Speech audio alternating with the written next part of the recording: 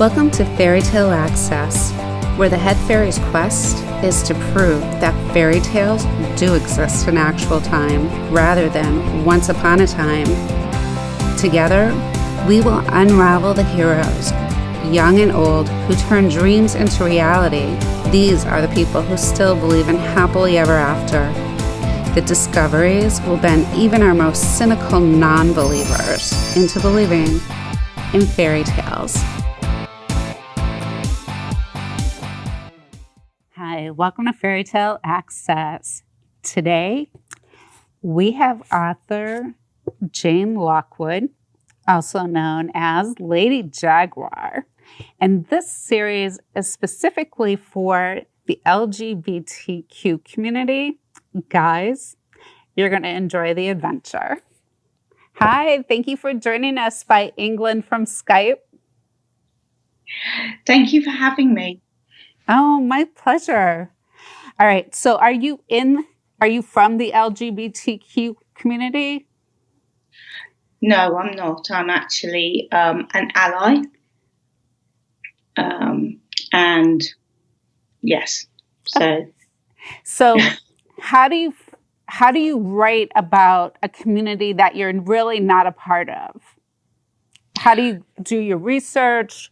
How do you know how these guys might or might not react in different situations? The whole little bit of sexual revolution going on in this series. How do you come up with that and stay true to the audience? I think when I started, it wasn't a case of I'm going to write a gay book. It was just the characters just turned out to be gay. So I did a lot of reading of specifically LGBT authors, lots of gay erotica written by LGBT authors. There's a lot of stuff out there written by straight women like me, and some of it's really good, but it wasn't what I wanted to aspire to. I wanted to aspire to, something that's a lot more authentic. Yeah, like 50 Shades of Grey and people like Weinstein. Tell us how you came up with this story. I wrote a short story on Wattpad, and it had lots of views, and people kept saying to me, "Where's the rest of it? I want to see what happens next." So I carried it on. After 2 years of going, no, nothing happens next. That's it. That's the end. I decided that actually I would carry it on, and because there were people watching it and reading it every week, they were waiting for it. I just carried on until I had something that looked like a novel. It was a great process because I had people commenting and going, "I can't believe you did that," and all the rest of it.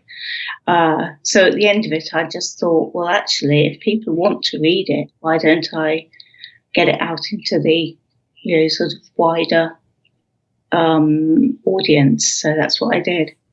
Well, it's a great book. It hits the sexual revolution. It's called Going Down. So there's a little bit, there's a relationship that builds. There's that, instant attraction that we all love. It's that being, wowed by somebody. And then there's, that whole risky behavior that you brought into the book. Where did you get all that from? I watch a lot of Tarantino and mafia and crime movies, and so I love all that. I read quite a lot of sexy books, so I love all that. It was just a bit of a ride because the character of Richard, who is the CEO, he was there already. I'd actually already created him, and I knew what he was like, and I knew his personality. So he was kind of an easy, for me, a person to write about. Tino was harder because I had to find someone who was a perfect foil for Richard, someone who's quiet, who's nice, who's sort almost an innocent, but not in a sort of a dumb way, but in a, he isn't used to any kind of wildlife. So it was quite fun throwing him in there with this CEO who basically is anything goes, and just seeing how he reacts to it. Oh, I think you did a great job stringing the story through and just all the highs and lows of the relationship that were going on. There's a lot of real life experiences, believable, a couple of righteous moments that were good. You included Cape Cod in Boston in one of the scenes. So absolutely. I mean, I wanted the beauty of doing it on Wattpad was that I could throw everything at it. So I didn't have any sort of qualms about just getting it, being as over top as possible, because I didn't think anybody else was going to read it. I just thought this is a lot of fun. And that's the difference with this book, is it was fun to write. I mean, they've all been fun, but there's always that little thing at the back of your mind going, quite a lot of people are going to be reading and judging this. Whereas on Wattpad, for some reason, I didn't have that. It was just, well, I'm just going to chuck this then, and he can have a private jet, and then there'll be a gangster, and then there'll be all this. And so I was free. I felt free to do exactly what I wanted with it. fantastic. How many books have you written altogether? It's about 15. 50? 15. 15. Because I did erotica back in the early 2000s. I did 5 of those, was traditionally published then under a different name. And then I had a break for a few years, and then I came back to it. But I'm self-published now because I couldn't get an agent. It's really, really hard. They all want you to be B.L. James or J.K. Rowling, and nobody else can get a look in. Oh, but you can tell you wrote erotica with this book. So what did men in the community that have read it, what's your feedback been?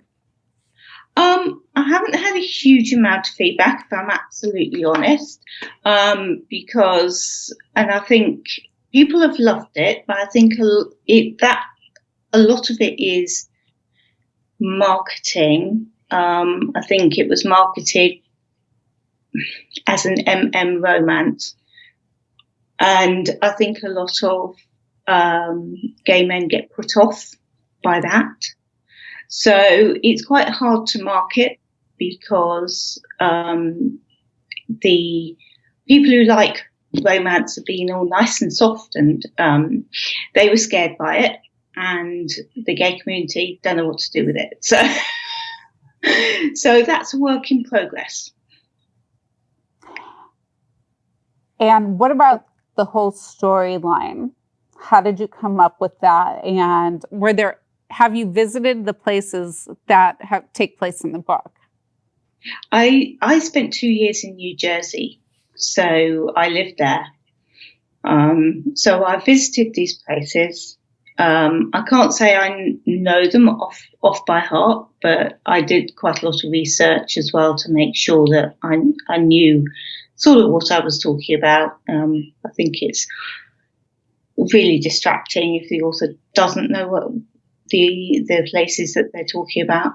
I visited Provincetown. I visited Cape Cod and Montana. So, yeah, it's nice to be able to describe places that I've actually been to and experienced. Well, it seemed like you had really been there. So I love when authors use things from their own background. Yeah, there isn't a huge amount in this one. I mean, there was a lot of the experiences that they have, sort of just day to day, are it was picked up from where from when I was living there. So that was a long time ago. So I had to be careful that I wasn't kind of dating the book from about 20 years ago. No, I don't think you dated it. I think it came out good. But there's some brutal seduction going on. The women in the Me Too, if this was all about women, they would be yelling at you. Oh, yeah. I mean, there is a bit of dubcon in there, a bit of, well, hang on. I did, yeah. Yeah, there is. I've had a couple of people saying they couldn't finish it because they really didn't like the character of Richard, who was quite, as I say, brutal, as you said. But I've tried to. I did actually listen to some criticism from someone, especially with some of the BDSM elements, and I changed it. So sometimes I will listen and tweak things so it's a little less hardcore. But not all the time. Sometimes you have to accept people don't like it. Yeah. Well, I would look forward to seeing more of the feedback from that community to see how close you were to getting it right. Yeah, so I would love that. I would love that. So I've got a couple of, no, I have to cut that. I don't know. I don't know offhand, because people, when they write reviews, they'll either go, this was amazing, etc. But they won't go into details as to why they love it, or say, oh, this is true to life or whatever. So I try to make it as true as I can, following the ethics that I've learned from LGBT erotica authors. But everyone's different. So, true. But it was an exciting story to follow, no matter, what community you're in. It didn't really matter, because I thought the story outlined what the guys did for a living, the people that they interacted with, the family dynamics that go on. All of that was really well done. So thank you. We really have to get the guys to weigh in and see if it's close to what the relationship looks like. Because I'm always suspect when it's a straight writer. Oh, absolutely. And I totally get that. And I think that there's the big problem with romance as a genre is that a lot of the gay community don't trust it, because a few years back, somebody who was an author said very unwisely, we're not writing it for you, which is never going to go down well. And I think what has happened is that LGBT fiction, which is very different to romance, has got swallowed up in the whole kind of leviathan that is romance. And it's not mutually exclusive, but at the same time, I think people were saying that the whole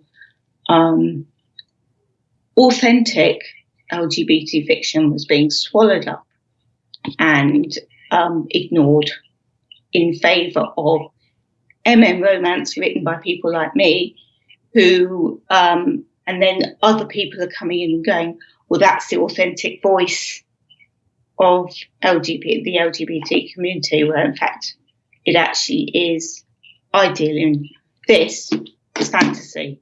It's fantasy. Love is love. I don't care whether I'm writing about men. No, and I thought you did, sorry to interrupt you, but I thought you did a really good job with creating this exciting storyline with a guy who's borderline, is he going to be abusive? What's his problem? To how they develop that friendship, how they develop that, caring relationship part of it. I thought you did a really good job tying it all together, especially with their backgrounds, their family dynamics. I mean, because that can happen to anybody. But like you said, love happens everywhere. Absolutely. And I think Tino, I wanted him to really push back at Richard for all his the crap that gets thrown at him, and really push back at him and sort of just tell him or show him why this or that isn't acceptable or whatever. And I think when I created Richard a long time ago, things were very different in the romance community. People loved their what we call an alpha hole, the sort of the alpha male who's really a bit of an arse. And he's had to become more modern as times have changed. He's had to become a little bit more, not softer, but more, because people are different now. They don't want alpha holes. They want their men to be understanding and not soft necessarily, although that's wrong with that. But they want that fine line in between.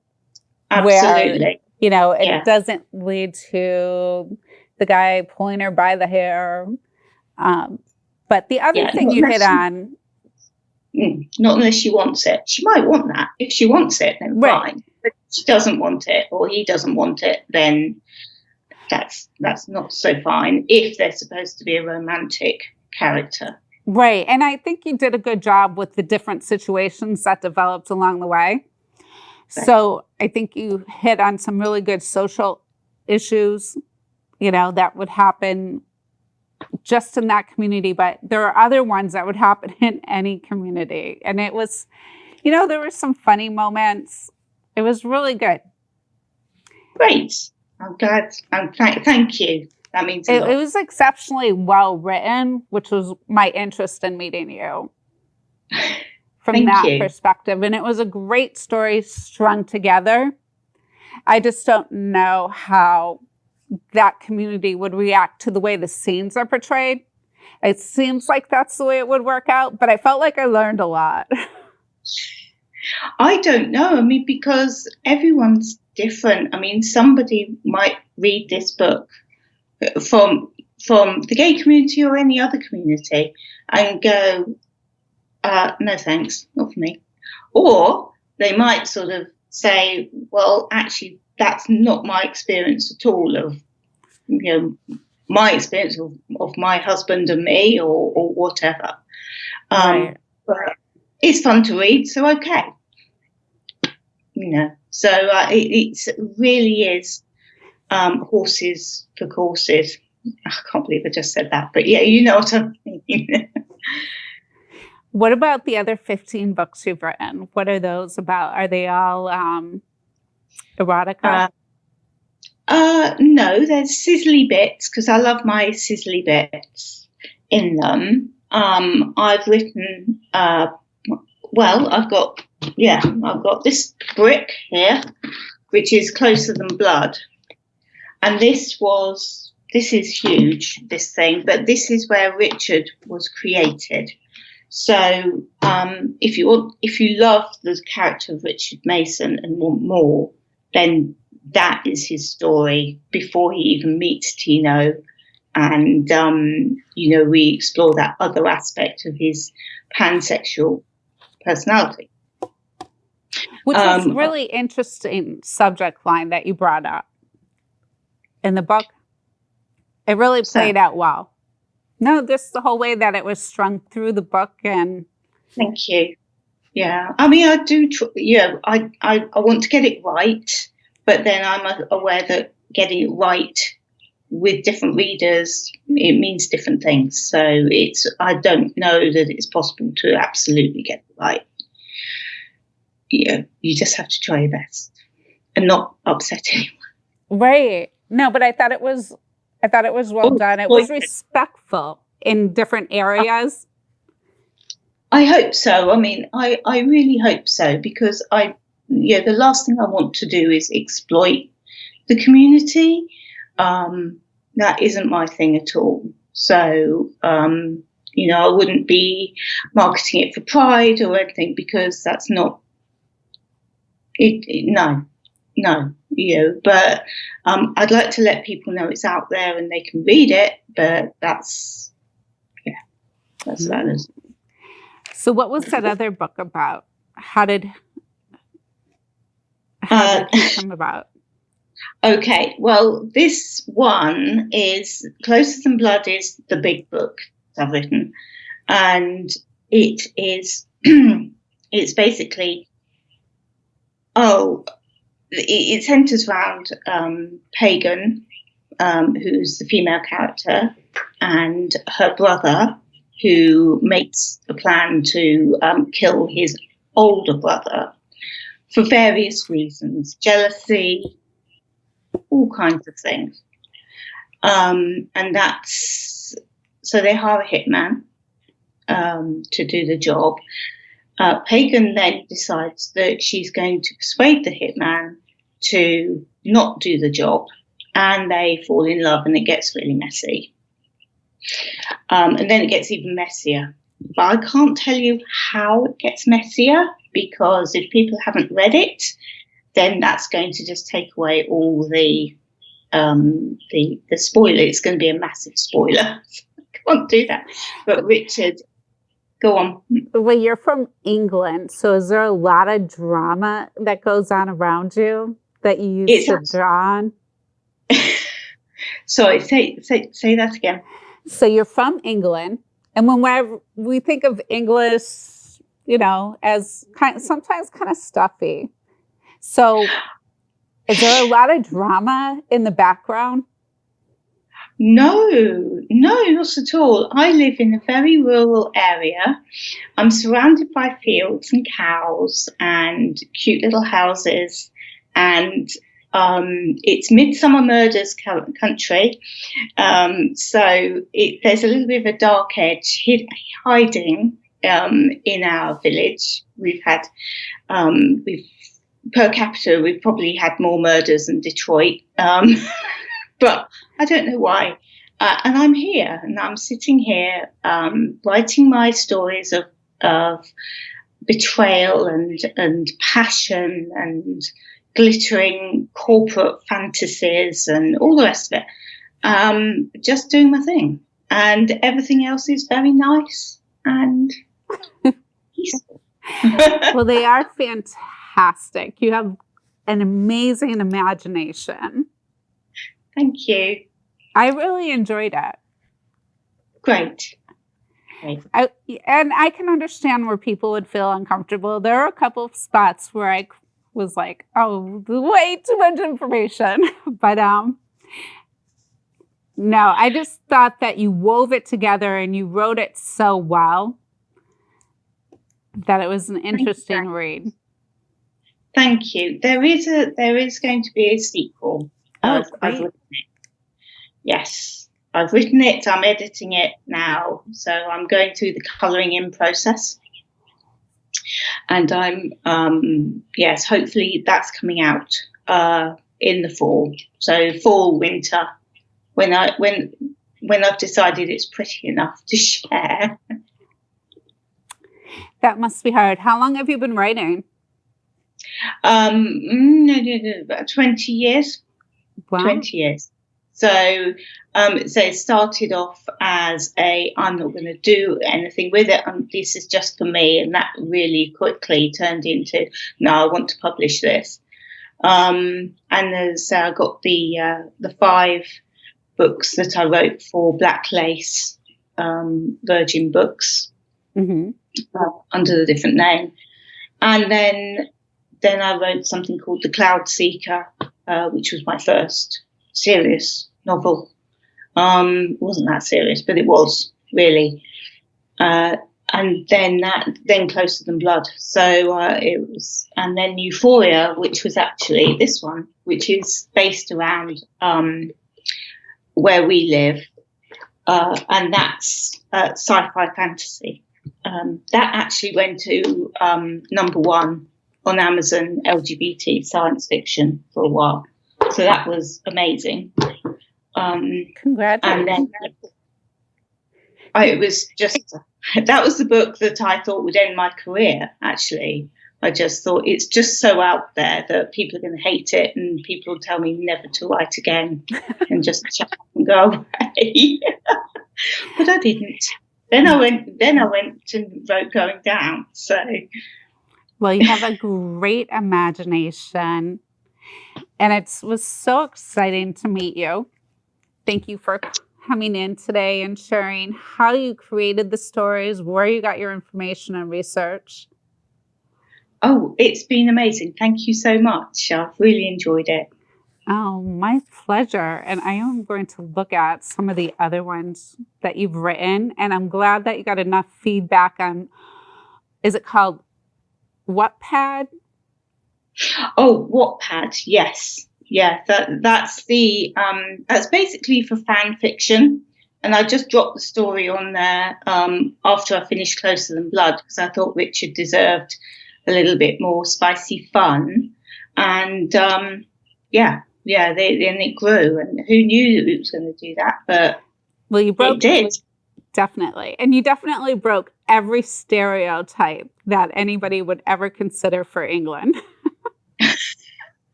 I'll wear that badge with pride. Well, I think we all think of England and we think of like Jane Eyre or something. Oh, yes. I mean, which is Mr. Rochester is one of my favourite heroes. So that was a great one. Yes. Oh, it is like that. Absolutely. Totally. But not everywhere. Okay. Well, thank you again for sharing your time and the story. We'll look forward to seeing more from you. Thank you for having me and for, reading Going Down. And I'm really glad you liked it. That's great. Very enjoyable. If you want to check out a great adventure, Going Down with Lady Jaguar will definitely be one that'll turn heads. We'll see you soon.